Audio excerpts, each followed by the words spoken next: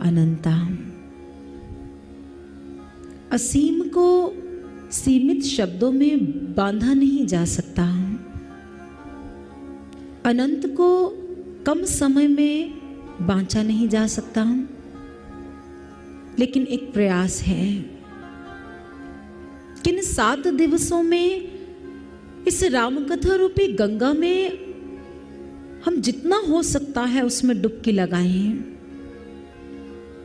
उसमें निहित आध्यात्मिक रहस्यों को समझें, आध्यात्मिक रहस्यों को जानें और अपने जीवन को एक भक्ति की दिशा प्रदान करें। क्योंकि प्रभु श्री राम परब्रह्म परमात्मा तो हैं ही, वो आदर्शों के आदर्श हैं। सत्य, प्रेम, सौहार्द, भाईचारा, विनम्रता, जितने भी ये गुण हैं वो प्रभु श्री राम जी के चरणारविंदों से प्रवाहित होते हैं। प्रभु श्री राम जी का चरित्र एक प्रेरणा का स्रोत है, एक ऐसा स्तंभ है, ऐसा मणि स्तंभ जिसे अध्ययन के बाद, मनन के बाद, चरितार्थ करने के पश्चात जीवन चरित्र बदल जाता है। मेरे प्रभु श्री राम जी का चरित्र ऐसा विशाल पवित्र राजमार्ग है कि आंखें मूंद कर भी चले आओगे तो अपने गंतव्य स्थान पर पहुंच जाओगे। ऐसा चरित्र है मेरे प्रभु का, ऐसा व्यक्तित्व है। कल हमने प्रभु के चरित्र में से ही कुछ गाथाओं को, कुछ पहलुओं को सुना था कि किस प्रकार से प्रभु श्री राम जी की जो मित्रता है वो सुग्रीव जी के साथ होती है और प्रभु श्री राम जी बाली का वध कर देते हैं। गोस्वामी तुलसीदास जी हमें कथा की ओर लेकर जाते हुए बताते हैं कि जिस समय बाली का वध हुआ तो उसकी पत्नी तारा विलाप करती हुई उस भूमि में प्रवेश करती हैं और अपने पति को भूमि पर पड़ा हुआ देख विकल हो जाती हैं। विनय करती है, अनुरोध करती हैं, आप तो श्रेष्ठ हैं, आप राजा हैं, आपके लिए पृथ्वी योग्य नहीं है, उठिए, चलिए और अपने सिंहासन पर आरूढ़ हो जाएं। विलाप कर रही है, विनय कर रही है, लेकिन बाली तो वहां पर है ही नहीं, मात्र उसका शरीर विद्यमान है। प्रभु श्री राम देख रहे हैं तारा अत्यंत विलाप कर रही है। तारा के समीप जाते हैं और जीवन के रहस्यों को उसके सामने खोल देते हैं, जीवन की गुत्थियों को उसके सामने खोल देते हैं। तारा विकल देख रघुराया, दीनी ज्ञान हर लीनी माया। गोस्वामी तुलसीदास जी बहुत सुंदर कहते हैं, उन्होंने कहा जब प्रभु तारा के पास गए तो क्या किया? दीनी ज्ञान हर लीनी माया, ज्ञान दे दिया और माया का हरण कर लिया। कैसी माया? तारा पर कौन सी माया का आवरण था? कौन सी माया थी जो उसे उद्विग्न कर रही थी, प्रताड़ित कर रही थी? तो बाबा हमारा ध्यान इंगित करते हुए कहते हैं कि तारा को लग रहा है कि मैं अपने पति को कहूंगी और वे सिंहासन पर आरूढ़ हो जाएंगे। विनय कर रही है, विलाप कर रही है। प्रभु श्री राम उन्हें ज्ञान देते हैं, समझाते हैं। प्रथम, हे देवी, तुम किसके लिए विलाप कर रही हो? यदि ये जो सामने भूमि पर पड़ा है ये तुम्हारा पति है तो इसे उठाओ और अपने घर में ले जाओ। 5 तत्वों से निर्मित देह ये तुम्हारा पति है, तो विलाप किस बात का? तुम्हारा पति तुम्हारे सामने पड़ा है, इसे उठाओ और अपने महल में ले जाओ। तारा ने आश्चर्यचकित होकर देखा, कहने लगे ये मेरे पति नहीं हो सकते। तो प्रभु कहने लगे, यदि यह तुम्हारे पति नहीं है, यदि वो आत्मा तुम्हारा पति है तो आत्मा तो कभी मरती नहीं है, वो तो अमर है, अविनाशी है, अजर है। जीवन का एक रहस्य खोल दिया शरीर नाशवान है, शरीर क्षयशील है, लेकिन आत्मा अमर है, अविनाशी है। ये किसी काल में मरता नहीं है, इसे कोई मार नहीं सकता है, हवा सुखा नहीं सकती है, अग्नि जला नहीं सकती है, कोई शस्त्र काट नहीं सकता है। इसी रहस्य का उद्घाटन भगवान श्री कृष्ण भी करते हैं। नैनं छिन्दन्ति शस्त्राणि नैनं दहति पावकः न चैनं क्लेदयन्त्यापो न शोषयति मारुतः। हे पार्थ, आत्मा को कोई शस्त्र नहीं मार सकता। आत्मा अमर है, अजर है। न जायते म्रियते वा कदाचिन्नायं भूत्वा भविता वा न भूयः। अजो नित्यः शाश्वतोऽयं पुराणो न हन्यते हन्यमाने शरीरे। हे पार्थ, हे अर्जुन, आत्मा को कोई मार नहीं सकता है। आत्मा कभी मरती नहीं है, इसका रूपांतरण होता है। कैसे? वासांसि जीर्णानि यथा विहाय नवानि गृह्णाति नरोपाराणि तथा शरीराणि विहाय जीर्णान्य निन्यानि संयाति नवानि देहि। उन्होंने कहा रूपांतरण कैसे होता है? जिस प्रकार से एक व्यक्ति है वो पुराने वस्त्रों का परित्याग कर नए वस्त्रों को धारण करता है। हम क्या करते हैं? हम रोज अपने वस्त्रों को बदलते हैं, नए वस्त्र पहनते हैं, पुरानों का परित्याग कर देते हैं। भगवान श्री कृष्ण कहते हैं ठीक इसी प्रकार से ये आत्मा इस शरीर का परित्याग कर नए शरीर को धारण करती है। आत्मा अमर है। प्रभु समझाना चाहते हैं कि इस शरीर के ढांचे में, इस खाके में एक दिव्य आत्मा विद्यमान है। वो ईश्वरीय स्वरूप में जो आत्मा है वही इस शरीर की शक्ति है, चलायमान कर रही है इस शरीर को। और उस आत्मा को जानना है। जब आत्मा को जान लेंगे तो जीवन के रहस्य को समझ जाएंगे। अब हम आत्मा को नहीं जानते हैं। हम कौन हैं, कहां से आए हैं, क्या करना है, हमारे जीवन का लक्ष्य उद्देश्य क्या है, हमें कुछ नहीं पता है। कोई हमसे पूछता है आप कौन हैं, तो हम कहते हैं मेरा नाम तो ये है, मैं फला नाम का व्यक्ति हूं, उस देश में रहता हूं, उस शहर में रहता हूं। लेकिन महापुरुष कहते हैं तुम क्या शरीर हो? क्या शरीर ही तुम्हारा वास्तविकता है? तुम्हारी नहीं, हमारी वास्तविकता तो हमारी आत्मा से है। विडंबना है, हम अपने शरीर को पालित पोषित करने में लगे हैं, लेकिन अपने आत्म स्वरूप को जानने का प्रयास नहीं करते हैं। बहुत सारे ऐसे लोग भी हैं जो कहते हैं हम आत्मा के तत्व को स्वीकार ही नहीं करते, उसकी सत्ता को स्वीकार ही नहीं करते हैं। एक बार स्वामी रामतीर्थ जी के पास एक ऐसे ही नास्तिक व्यक्ति आया। उन्होंने कहा कि मैं आत्मा की सत्ता को स्वीकार नहीं करता हूं,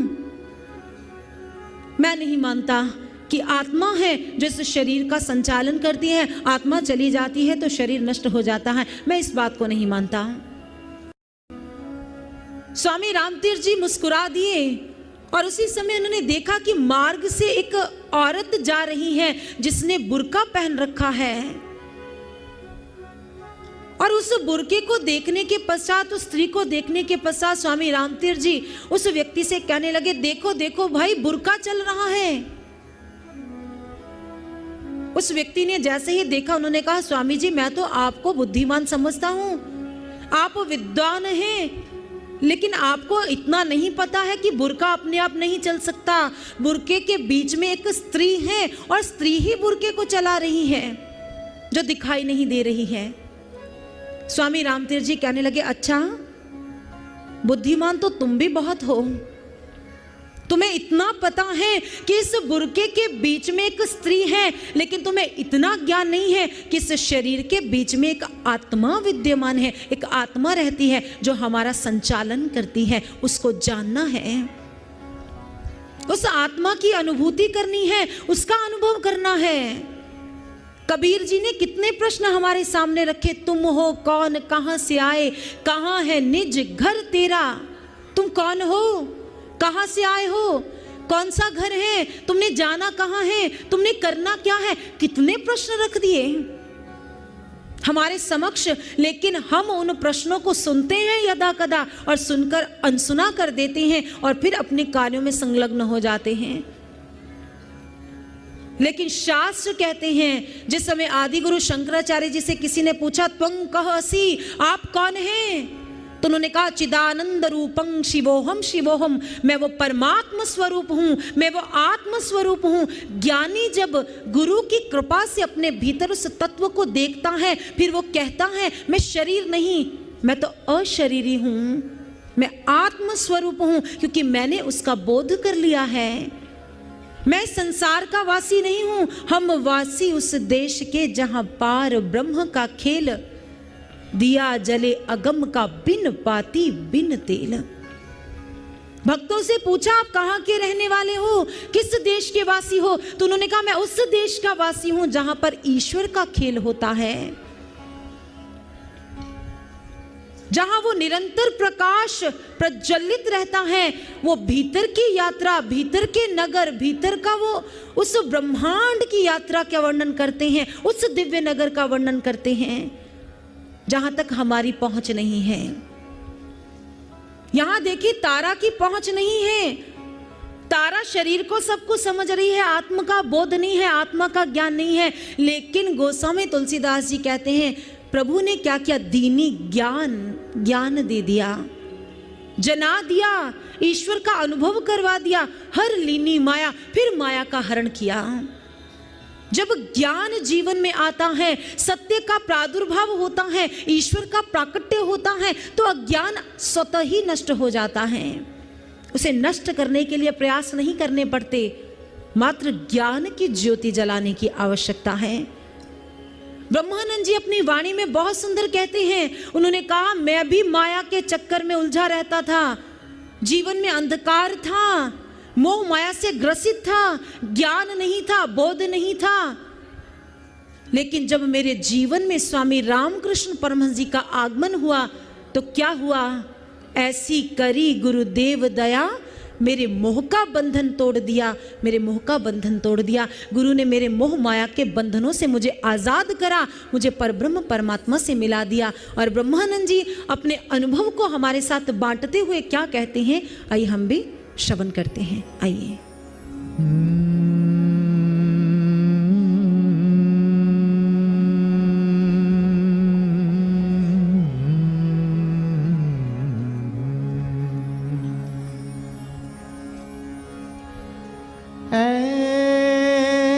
ऐसी करी गुरुदेव दया,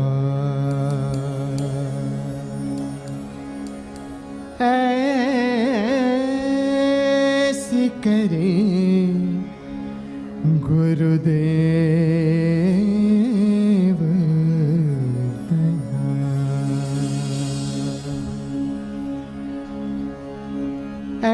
करे गुरुदेव दया, ऐसी करे गुरुदेव दया, ऐसी करे गुरुदेव दया, ऐसी करे गुरुदेव दया, ऐसी करे गुरुदेव दया, ऐसी करे गुरुदेव दया। मेरे मोह का बंधन तोड़ दिया, मेरे मोह का बंधन तोड़ दिया।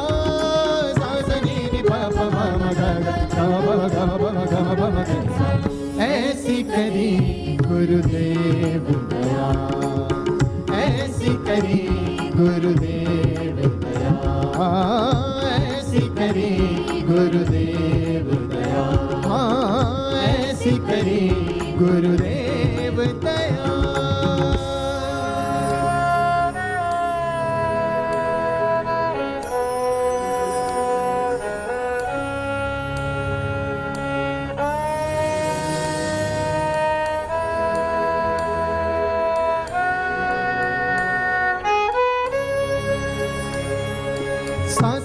सासनी सनि पमनी नि पपनी नि पपनी पमग गम पम गम पम गम पसनि पमग पम गनि सा गनि सा गनि सा गम पनि सा। दौड़ रहा दिन रात सदा जग के सब कार्य व्यवहारन में, दौड़ रहा दिन रात सदा जग के सब कार्य विहारन में, सपने सम विश्व दिखाई मुझे, सपने सम विश्व दिखाई मुझे, मेरे चंचल चित्त को मोड़ दिया।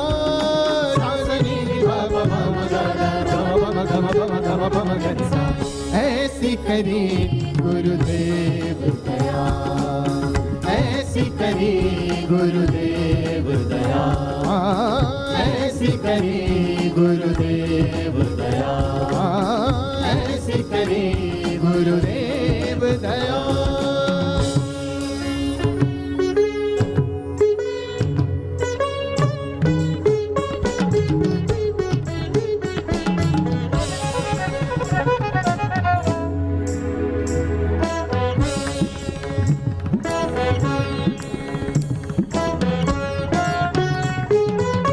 कौन करूं गुरुदेव को भेंट, ना वस्तु दिखेती हूँ लोकन में।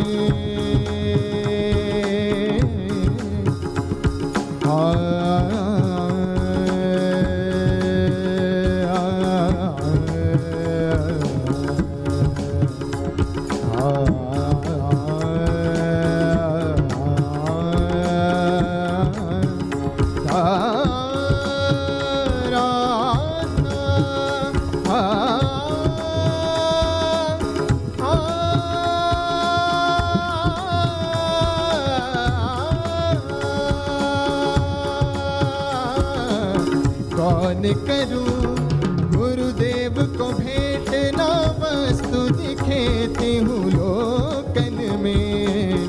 कौन करूं गुरुदेव को भेंट, ना वस्तु दिखेती हूँ लोकन में। ब्रह्मानंद समान न होए कोई, ब्रह्मानंद समान न होए कोई, धन माणिक लाख करोड़ दिया।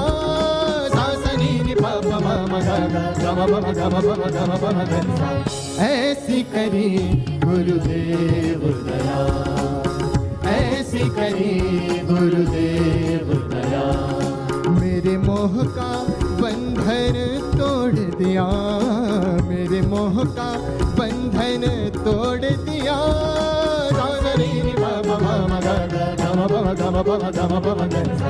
ऐसी करी गुरुदेव दया, ऐसी करी गुरुदेव दया, ऐसी करी गुरुदेव दया, ऐसी करी गुरुदेव दया।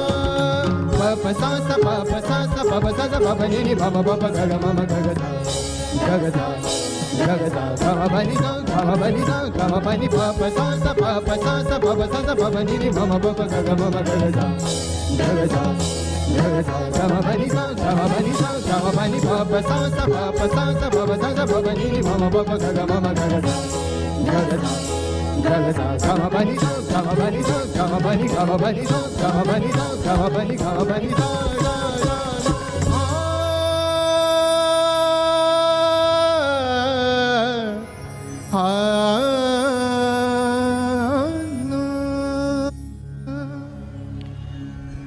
ब्रह्मानंद जी कहते हैं कि मेरे गुरु स्वामी रामकृष्ण परमहंस ने मुझ पर इतनी कृपा की कि मेरे मोह का, माया का जितने भी बंधन थे, आवरण थे, एक एक कर मेरे गुरु ने मुझे आवरणों से मुक्त कर दिया, बंधनों से मुक्त कर दिया, मुझे ज्ञान दिया, उस ईश्वर से मेरा सायुज्य स्थापित किया और मेरे जीवन को दिशा प्रदान की। प्रभु श्री राम जी भी आज माया का हरण करते हैं ज्ञान के माध्यम से, और जिस समय उपजा ज्ञान चरण तब लागी, बाबा कहते हैं जिस समय तारा के भीतर में ज्ञान का प्रादुर्भाव हुआ, सत्य का साक्षात्कार किया, तो उसी समय प्रभु के चरणों में लिपट गई, प्रणाम किया। और इस प्रकार से गोस्वामी तुलसीदास जी कहते हैं कि प्रभु श्री राम जी सुग्रीव को राज्य प्रदान करते हैं और लक्ष्मण से कहते हैं कि सुग्रीव का राज्य अभिषेक करो। और जिस समय सुग्रीव को राज्य प्राप्त होता है, प्रभु को धन्यवाद करने के लिए आता है, प्रभु के चरणों में बारंबार नमन करता है, प्रभु आपकी कृपा से ये सब कुछ मुझे प्राप्त हुआ है, अब मैं अपना जीवन आपकी सेवा में अर्पित कर दूंगा। अब मैं श्री जानकी जी की तलाश के लिए जोर लगा दूंगा, पूर्ण प्रयास करूंगा, प्रयत्न करूंगा। और प्रभु कहने लगे, सुग्रीव अब वर्षा ऋतु प्रारंभ होने वाली है और वर्षा ऋतु में खोज प्रारंभ नहीं की जा सकती, इसलिए तुम ऐसे करो, कुछ मास अपने राजसी कार्यों को करो और उसके पश्चात श्री जानकी जी की तलाश प्रारंभ करेंगे।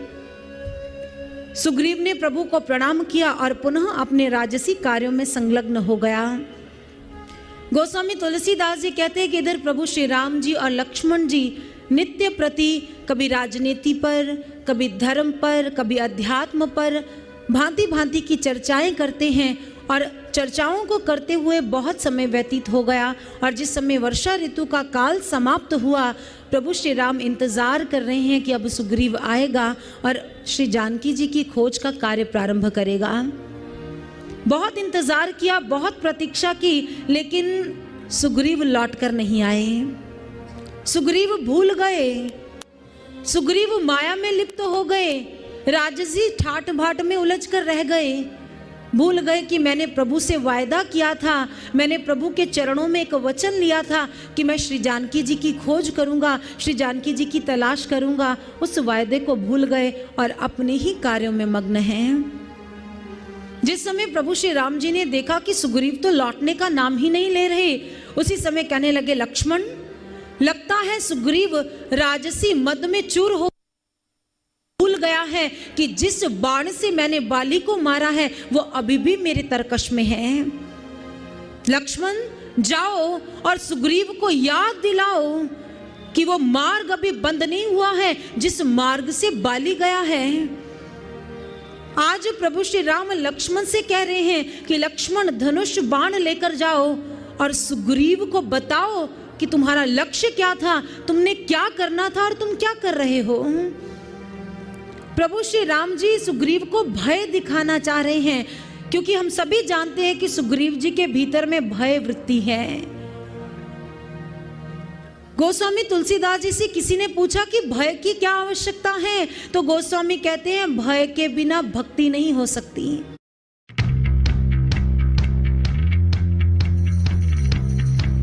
Crafto.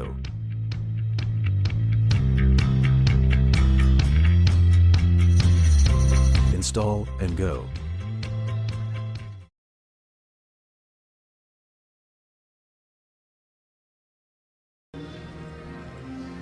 भक्ति के लिए भय का होना अनिवार्य है। सुग्रीव जी भक्ति की तलाश करना चाहते हैं, भक्ति को पाना चाहते हैं, लेकिन वो निर्भय हो गए हैं, अपने कार्य में मग्न हो गए हैं और प्रभु उन्हें याद दिलवाना चाहते हैं। कहते एक बार गोस्वामी तुलसीदास जी के समक्ष प्रभु श्री राम प्रकट हुए, कहने लगे, तुलसी मैं तुम्हारी भक्ति से बहुत प्रसन्न हूँ, मांगो तुम्हें क्या चाहिए। आज जो तुम्हारी कामना है, जो इच्छा है मांग लो, आज सब मिलेगा। तुलसीदास जी ने हाथ जोड़ लिए, कहने लगे, प्रभु जैसे एक पुत्र का प्रेम अपने पिता के साथ होता है, वैसा ही प्रेम मेरा आपके श्री चरणों में हो जाए। जैसे एक मित्र दूसरे मित्र पर विश्वास करता है, प्रेम करता है उससे, वैसा ही विश्वास मेरा आपके चरणों में हो जाए प्रभु। और जिस प्रकार से प्रजा राजा से डरती है, प्रेम भी करती है और डर भी रखती है, भयभीत भी रहती हैं, ऐसे ही अपने चरणों का डर भी मेरे अंतस में डाल दीजिए। प्रभु ने जानना चाहा, यदि प्रेम मिल गया, विश्वास मिल गया, तो भय की क्या आवश्यकता है, डर क्यों चाहिए। तो गोस्वामी तुलसीदास जी कहने लगे, नहीं प्रभु, आपकी प्रीति, आपकी प्रतीति, आपका विश्वास प्राप्त करने के पश्चात कहीं ऐसा ना हो मुझे अभिमान आ जाए, मैं उद्दंड हो जाऊं प्रभु। जिस प्रकार से एक पौधे की रक्षा के लिए कांटों की कंटीली झाड़ लगाई जाती है, बाड़ लगाई जाती है उसे सुरक्षित रखने के लिए, इसी प्रकार से मेरे प्रेम, मेरे विश्वास को सुरक्षित करने के लिए आप ऐसा कीजिए, मेरे भीतर में अपने भय की वृत्ति को जन्म दे दीजिए। यदि मैं आपसे डरता रहूंगा प्रभु तो मैं कभी कोई अनुचित कार्य नहीं करूंगा, क्योंकि भक्ति भय के बिना सफल नहीं हो पाती। जब एक शिष्य, एक साधक निर्भय हो जाता है तो वो भक्ति को पूर्ण नहीं कर पाता। लेकिन सज्जनों, एक बात हमेशा याद रखिएगा, जब एक भक्त भक्ति को पूर्ण रूपेण प्राप्त कर लेता है, सांसारिक भय उसे छू नहीं पाता है, लेकिन ईश्वर का भय उसके चिंतन में, उसके हृदय में निरंतर वास करता रहता है। और आज प्रभु ये जानते हैं कि सुग्रीव को प्रतीति भी दे दी है, प्रीति भी दे दी है, लेकिन वो प्रेम और विश्वास को सुरक्षित नहीं रख पा रहा है। जीवन गलत दिशा की ओर अग्रसर हो गया है, उद्दंडता आ जाएगी, अनीति आ जाएगी। तो प्रभु क्या करते हैं, अपने शिष्य की रक्षा के लिए, अपने साधक की भक्ति की यात्रा को दृढ़ करने के लिए एक भय को दिखाने के लिए लक्ष्मण को प्रेरित करते हैं। कहने लगे, लक्ष्मण जाओ और उसे कह देना, यदि उसे सन्मार्ग पर अग्रसर वो नहीं हुआ तो कल मैं उसी बाण से उसका वध कर दूंगा। लक्ष्मण जी ने सुना, विचार करने लगे, कहने लगे, प्रभु अभी तो आप कह रहे थे कि मैं सुग्रीव को उसका जो उसने कार्य किया है उसका दंड दिया जाएगा, तो आप उसको दंड कल क्यों देना चाहते हैं? कि क्या कल हमें कोई विशेष तैयारी की आवश्यकता है? क्या हमने कोई विशेष तैयारी करनी है और कल जाकर उसका वध करना है? तो प्रभु मुस्कुरा दिए, कहने लगे, लक्ष्मण वध नहीं करना है, वो मेरा मित्र है, उसका वध नहीं करना है, मात्र उसे डराना है और डराकर मेरे पास लेकर आना है। लक्ष्मण कहने लगे, प्रभु मुझे तो पहले ही पता था कि आप सुग्रीव का वध करने वाले नहीं हो। तो प्रभु कहने लगे, लक्ष्मण इतना याद रखना, उतना ही डराना कि वो भागकर संसार में ना चला जाए, वो भागकर मेरे चरणों में आए। क्योंकि सुग्रीव की एक वृत्ति है, एक कमजोरी है, उसमें एक ही कला है, भागने की कला है। तो प्रभु कहते, सावधानी से भयभीत करना, कहीं ऐसा ना हो, पहले तो बाली से डरकर भागकर मेरे चरणों तक आ गया था, कहीं ऐसा ना हो इतना डर जाए कि मेरे चरणों से भागकर संसार में चला जाए, मात्र इतना ही डराना। कितने दयालु हैं प्रभु, कितने कृपालु प्रभु हैं, सदैव अपने भक्तों की चिंता में लगे रहते हैं। भक्त यदि भगवान का चिंतन करते हैं तो भगवान भी चिंतन करते हैं। भक्त तो कहीं ना कहीं चूक भी जाता है, लेकिन भगवान सदैव अपने भक्तों का हित करना जानते हैं, वो हित ही करते हैं। और लक्ष्मण जी धनुष बाण लेकर जैसे ही किष्किंधा नगरी में पहुंचे, हनुमान जी को पता चला, तारा को पता चला लक्ष्मण जी आए हैं, अत्यंत क्रोधित हैं। उसी समय हनुमान जी क्या करते हैं, सारी समस्या का समाधान करने के लिए तुरंत चले जाते हैं महाराज सुग्रीव की सभा में, उनके चरणों में विनय करते हैं और बताते हैं, सारा वृतांत सुनाते हैं किस प्रकार से लक्ष्मण जी अत्यंत क्रोधित हैं।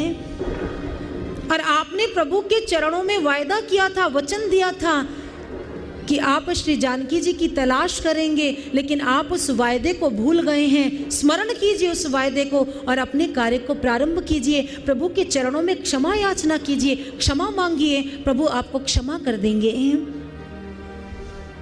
जैसे ही हनुमान जी ने कहा, सुग्रीव को याद आ गया, मानो प्रभु का लक्ष्य भूल चुका था, स्मरण हो आया, मुझे तो प्रभु का कार्य करना है, मुझे तो लक्ष्य पूर्ण करना है।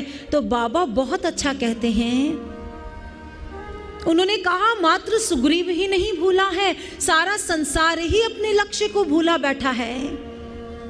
सारे संसार ही अपनी माया में, अपनी तृष्णाओं में, अपने चिंतनों में, अपनी कामनाओं में, अपने विचारों में उलझा पड़ा है, उसे पता ही नहीं उसे क्या करना है। उसी संसार में आनंद लेने के लिए प्रयासरत हैं। लेकिन संत कहते हैं हमारे जीवन का लक्ष्य संसार नहीं है, हमारे जीवन का लक्ष्य वो परब्रह्म परमात्मा है, उसकी भक्ति को पाना है। श्री जानकी जी सिद्धा भक्ति की प्रतीक हैं और जब तक भक्ति का प्रादुर्भाव हमारे जीवन में नहीं होगा, तब तक ब्रह्म से सायुज्य नहीं होगा, ब्रह्म से मिलाप नहीं होगा। और हम तो भक्ति को पाने का मार्ग, भक्ति को पाने का लक्ष्य सब कुछ भूल चुके हैं। विसार दिया है हमने, इस संसार को अपना समझ लिया, इस संसार से ही आनंद की खोज कर रहे हैं, इस संसार से ही शांति की खोज कर रहे हैं। लेकिन संत कहते हैं संसार से शांति आनंद नहीं मिलेगा, आनंद का स्रोत तो वो भक्ति देवी है। आनंद का आधार फिर पक्षियों का झुंड वही आया और फिर फूलों को देखकर लोभी हो गया। फूलों ने लुभा लिया, आकर्षित कर लिया, फिर चोंच मारी और फिर कुछ हाथ नहीं आया।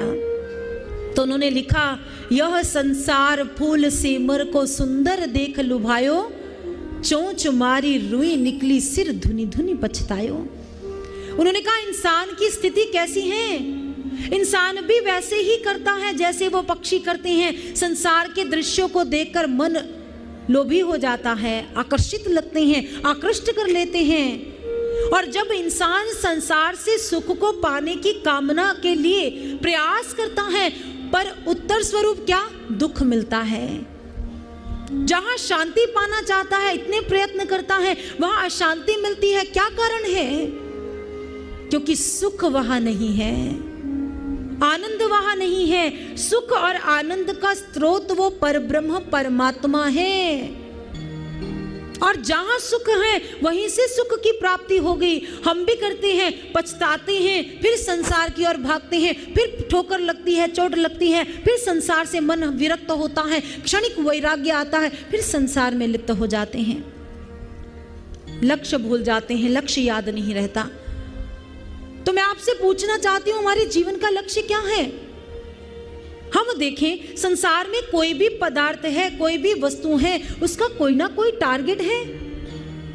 पंखा है, अब पंखे का भी एक उद्देश्य है, वो हमें शीतल हवा देता है। ट्यूबलाइट्स हैं, उसका भी एक उद्देश्य है, वो हमें रोशनी देती हैं, अंधकार का नाश करती हैं। संसार की कोई भी पदार्थ है, वो कहीं ना कहीं अपने उद्देश्य से निर्मित है। लेकिन ईश्वर ने इतना सुंदर, इतना बढ़िया ये तन दिया, शरीर दिया, माध्यम दिया, साधन दिया, क्या इसका कोई लक्ष्य नहीं है? क्या इसका कोई उद्देश्य नहीं है? इसका उद्देश्य है, इसका लक्ष्य है परमात्मा को जानना, परमात्मा का अनुभव कर लेना। इसीलिए कबीर जी कहते हैं, कबीरा वह दिन याद कर, पग ऊपर तलशीश, मृत मंडल में आई के भूल गयो जगदीश। कहते जिस समय संसार में आया ईश्वर को भूल गया। तब तो ईश्वर से तुमने भी वायदा किया था कि प्रभु बाहर भेज, संसार में का दर्शन करवा, तेरी भक्ति करूंगा। लेकिन जब ईश्वर ने मौका दिया और उस मौके का लाभ ही नहीं लिया, संसार में आकर संसार को अपना समझ लिया। संत कहते हैं, रहना नहीं देश बेगाना है। ये देश बेगाना है जहां पर बैठे हैं, ये सराय हैं और सराय में कोई रुकता नहीं है। संतों ने प्रेरणा देते हुए, संदेश देते हुए कहा, तो इस संसार में सैर करने आया था, भ्रमण करने आया था और कुछ पाने आया था, लेकिन तू इस संसार को ही अपना समझ बैठा। यही कारण है कि तेरे जीवन में शांति का आगमन नहीं हो रहा है। और इसीलिए एक भक्त प्रेरणा देते हुए, संदेश देते हुए, जीवन के लक्ष्य से अवगत करवाते हुए क्या कहता है, आइए हम भी उन्हीं भावों को श्रवण करते हैं। आइए।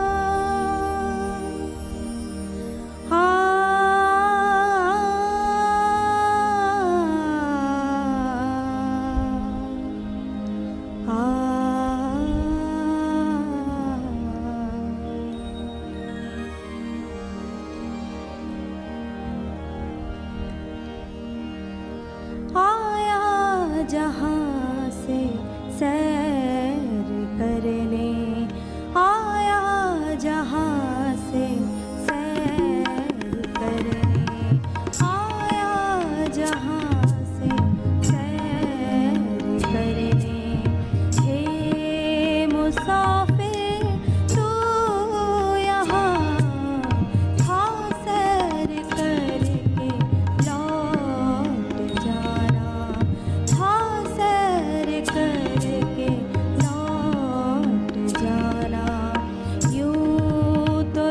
मुझको फिर वहाँ आया जहाँ से सैर करने, आया जहाँ से सैर करने।